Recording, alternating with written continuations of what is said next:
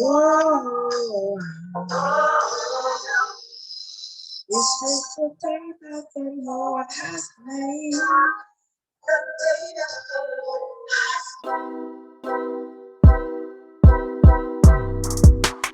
Okay, y'all, it is time for the sip and chat. If you are here for the first time, my name is Tasha, and Mind Your Money is our family's way of documenting our journey to debt freedom, financial independence while building generational wealth. And this is a sip and chat. My drink is non-alcoholic. Okay, for those who wonder, it is a basic Shirley Temple, the little grenadine, some lemon lime soda, and some ice. I didn't have the cherries because my kids ate them all, so here we go. But we're going to get into our update for quarter one of 2021. We're going to talk about all the financial goals that we had set up. If you haven't seen that video, I'll link it up in the card. We have 2021 goals, our top financial goals we did share on YouTube. And the number one goal was to pay off all of my student loans. So we'll see how well we've done with that. And the other four, some of them we haven't accomplished yet. Some of them not even on pace to accomplish by the end of 2021. But I wanted to give you all the update because I did promise a sip and chat. So here we go. Look. Okay, I'm going to share my screen with you in just a moment. Okay. This is our debt repaid spreadsheet. We're tracking how much debt was paid in 2021. I hope you can see it clear. So January, we paid off loan 827, which was exciting. So that is, I think that shows that we're on track to paying off the student loans for this year. Let me make this row black so we can actually see what the progress was. So in January, we paid a total of $1,412.88 towards my student loans, which resulted in paying off loan 827 and making a large snowball payment towards loan 828. All right, in February, we paid $425.50 towards debt, and that was loan 828. We saved more in February than we did in previous months because my husband wanted to kick up the savings a little more. So I think we saved a little over $1,300 between like sinking funds and the emergency fund. And we paid a little bit towards debt, but loan 827 was already paid off. So that's good. So we were down to 3. In March, we paid $1,594.62 towards our debt, and we completely paid off loan 828. So I'm excited about that. So I think that helped us, just get ahead of the game. So now there are 2 more loans left to pay off, and I'm just excited. So let me see. Okay, we paid $3,433 so far in the first quarter of the year, between January, February, and March, of course. So we have 2, let me see, 1, 2, 3 more months to go. This is the second quarter of the year to completely pay off these, which is my personal goal. I want to see the debt paid off by June. We'll see how it goes, because when I look at the numbers and our minimum payments that we're putting towards like April, I think our snowball is like a little under $1,000, but we'll see. We're on pace to pay it off by October. I'm hoping to be completely done by the end of June, so we'll see. But for the first quarter, I think we are showing good progress. And let me show you what our let's see if I can move this. I'm going to show you what our debt repayment spreadsheet looks like. I'll find it. Where is it? Debt payoff. So this is the first one that I created to track all of the loans, and it shows that loan token 823, 824, 827, 828 are paid off because they're highlighted in this green color. So we have just loans 825 and 826 left to pay off.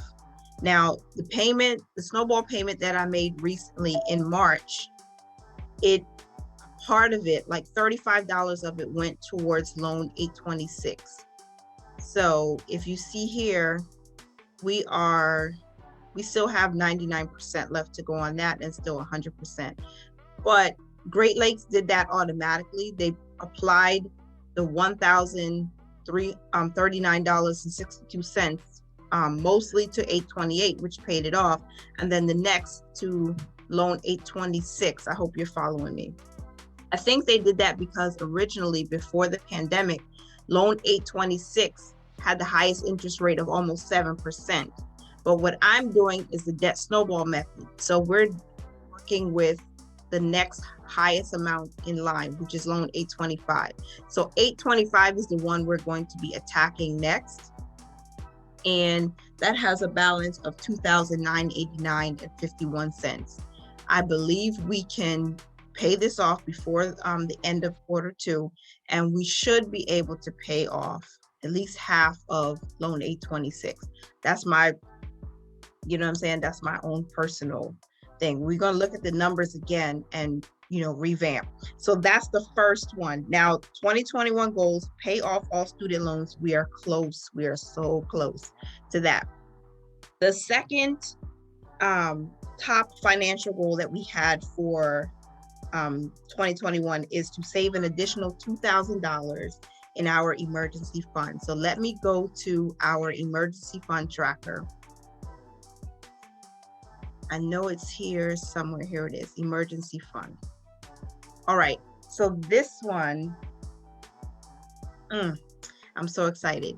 So I shared this on Instagram, so you probably have already seen it by the time this video comes out. Let me take a sip. That's good. Our 1 month goal was $2,388 for our emergency fund, and that's just our basic living expenses. It contains no frills and all of that. It just contains shelter, so housing, food, a little bit of clothing because we have small children, our internet, cell phone bill, even our car insurance, plus we accounted for gas and transportation. So $2,388 is the minimum, but we already reached that goal way back. I think that was completed, let me see, in July. We completed our first month goal in July. Now we just reached 3 months because our 3 month goal for living expenses is $7,164. We've exceeded that goal by $98.71. So we are there. So at the top is the emergency fund goal, broken down by the month, then the dollar amount of that goal. And then here I have it marked if we completed it. So let me type completed in here because I did complete that. All right, and then we would see here how many months, how much we would have to pay for 3 months to get to our goal. Of course, we've already exceeded 1 month and 3 months. And then in column G, the total amount to the goal, like if we just wanted to pay it one time, we've already exceeded that, which is why these numbers are in parentheses, because we've already exceeded. So I'm happy about that. I'm happy that we got that. So next milestone in line is for 6 months of living expenses in this account, which would equate to $14,328. So if we were looking at how long it would take us or how much we would have to put in that account to reach that goal in 3 months, we would have to put $3,307.59. 3 months is basically the quarter. I'm trying to map it out by quarter to see how we can make it happen. So if we were to reach our 6 month goal by the end of June, we would have to put $3,307.59 in it each and every month. So we'll see how that goes, which is the part of the reason why we're participating in the savings challenges is 1, because it's fun, 2, because you can support other small business owners and creators, and then 3, the more money we save, the little interest that we get on top of it by having it in our savings accounts, we can throw a larger amount towards the emergency fund or to debt. And the more money we throw at debt, the less money we have to give to them in the future. So that means more money can go to the emergency fund. If you follow me, I hope you follow me. So we now are looking at our 8-month goal, because that's our desired amount. We feel comfortable with this. 1 year, 12 months is good. And anybody who does that, more power to you, because I think that's awesome. But 8 months is something that's reasonable for us. So that goal is $19,104. And we have $11,841.29 more to go to get there. All right. That's our emergency fund goal, y'all. I'm kind of thrown, like I'm excited, so I don't even know what to say. I'm so excited. Okay. So we are at $7,262.71. And every time we reach a goal, like every time we reach a milestone, like when we reach 3 months, I type it in here. So now you can see here in A10, the balance is showing $4,405.22, because that's the amount that we had in the account when I started tracking it. So once we reach our 6-month goal, or now that we've reached the 3-month goal, I will start filling in the amount here in A10. So I'll give you an example. Right now we have $7,262.71. This will show me right now that we have 50% more to go, just about 51% more to go to reach the 6-month goal. See that? It changes it. So now I can start tracking from here, because we've already completed this. And I'm going to turn this to green so I know that it was done. I hope I picked the right shade. Nope, that's not the right shade. Bear with me for a second. I don't want to hold y'all up, but I started this in Excel. So nope, that's not even the right shade, but we're going to leave it for now and I'll figure that out later. So we've already exceeded this goal, and now we're working on the 6-month goal, which is $14,328. And as soon as the balance begins to grow, I'll come back and update in this cell here, so that it'll keep showing me how much more we have to go to reach the 6-month goal. So I'm excited about that. I'm going to write completed here too, or type completed. And we are done. I'm sorry about that. Let me see. I want to make this centered. Yeah, because I'm a little bit just a little bit OCD. So I got to get it right. This is bothering me too, but I don't want to hold you up. So I'll probably cut this part out of the video, but the numbers are not the same. So you know what I'm going to do? We're going to change this to bright green. Nothing wrong with that. Okay, so there we go. And that is our update. Now for our third financial goal, top financial goal, was to buy a newer car to us in cash, and we haven't done that yet. We have not been sharing how much we have in that fund, because that's just part of what we are keeping private, but we are building up the money. We are a little close. We haven't done it yet, so we still have time to work on that. All right, but we did start saving for it, and the money is building up so that we can buy a car in cash, and we have to look for one. We had one in mind, but that fell through, so we're still working on that. Monetize my blog was the 4th one. Now, I do have some ads on there. I do have some affiliate links there, but it's not officially monetized yet. So there is some money coming in, but I want it to be more significant. But we are working behind the scenes to get things going with that. We're making some really good connections, and I'm talking to some really very nice people, and we should see some movement by the end of the year. All right.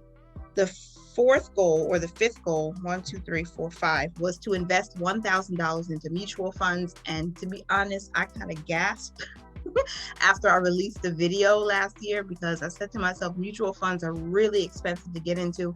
Even if you go for the lowest ones, the lowest value ones, it's just a lot. So we're going to revamp that goal. It's more about investing into where we've already started. So like our dividend stocks, because we want to build up our dividend portfolio, and then also contributing to our IRA, and then making sure that, because we have 2 IRAs. So one is with Vanguard, and I'm learning a little bit from like watching Mommy Trader on YouTube and following her progress with her family's goal to fire. So we're just getting some, little tidbits here and there on how to allocate that money, or like which ETFs to invest in and stuff like that.